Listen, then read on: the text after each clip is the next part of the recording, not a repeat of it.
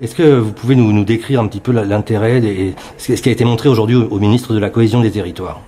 Ce qui d'abord a été montré au ministre de la Cohésion des Territoires, Jacques Mézard, c'est une opération d'aménagement qui essaye de combiner un certain nombre de manières de faire, de modalités d'intervention qui peuvent être certaines accélératrices, d'autres bénéfiques pour la planète, les troisièmes intéressantes pour le territoire, les quatrièmes exemplaires en termes de vie sociale.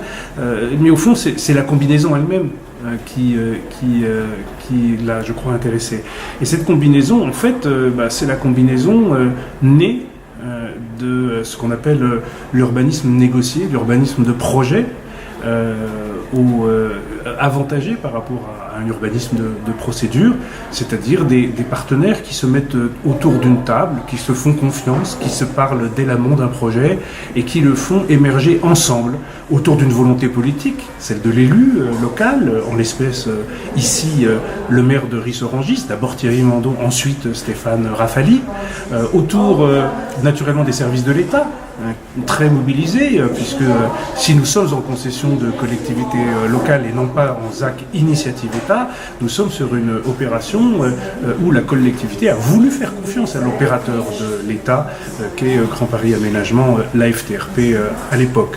L'aménageur donc, qui, parce qu'il est l'aménageur de l'État, a à cœur de respecter l'ensemble des prescriptions, des orientations que l'État donne pour la réalisation des opérations d'aménagement, et puis l'ensemble du secteur privé. Ce n'est pas que la sphère des puissances publiques qui est autour de la table pour ce genre de projet.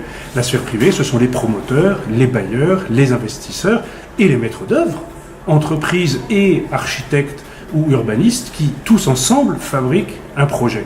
Et on voit que quand ces bonnes volontés se mettent ensemble autour de la table, sont dans un système plus coopératif et conjoint que seulement processif ou séquentiel, autant que faire se peut, alors on obtient une ville, un quartier de ville dont les caractéristiques sont agréables.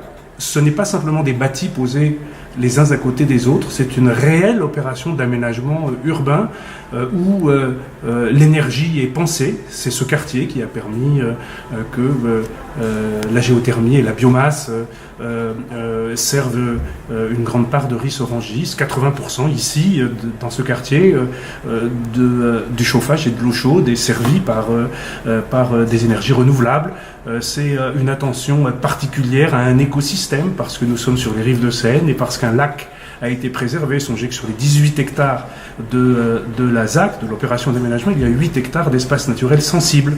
C'est une diversité, une mixité, comme on dit, fonctionnelle, sociale, architecturale, typologique, avec des résidences intergénérationnelles, avec des résidences d'artistes, avec des logements sociaux ou d'accession libre mais à prix maîtrisé, en même temps que des logements d'accession libre normaux.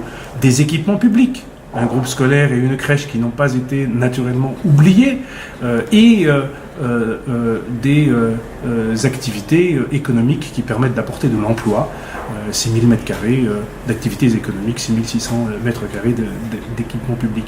Pourquoi est-ce que je détaille ça? Parce que c'est tous ensemble, par le partenariat, par la coopération, que nous avons pu faire naître un projet de ce type, le faire naître aussi rapidement que les normes, les délais, les procédures, les recours pouvaient le permettre, mais notons-le par exemple ici, pas un recours, alors que nous sommes en lisière de tissu pavillonnaire.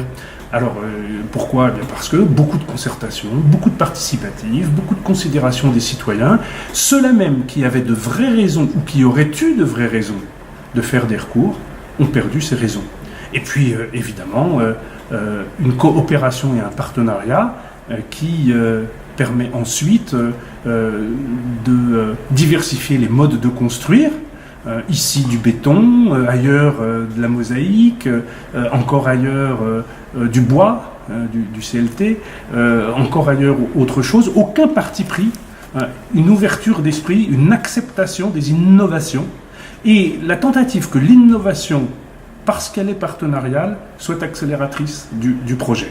Alors évidemment, on est quand même sur une opération qui a commencé avec une acquisition foncière assez tôt en 2006, mais c'est une opération qui témoigne qu'on peut refabriquer la ville sur la ville, que ce ne sont pas que des mots, construire la ville durable. On est sur une ancienne friche industrielle, et on crée 1000 logements sur une friche industrielle.